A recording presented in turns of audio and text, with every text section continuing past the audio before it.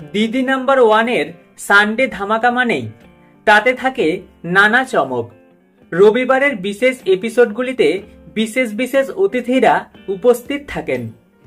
এই রবিবার এই শোতে আসছেন বর্ষিয়ান অভিনেত্রীরা। তাদের মধ্যে প্রমোয় দেখা মিলেছে দুজন অভিনেত্রীর। একজন হলেন কল্যাণী মণ্ডল। অভিনেত্রীকে বলতে শোনা যায়, আজকে হাসলো, কালকে যেন চেনেই না। এরপরই প্রমোয় দেখা মেলে শকুন্তলা বড়ুয়ার।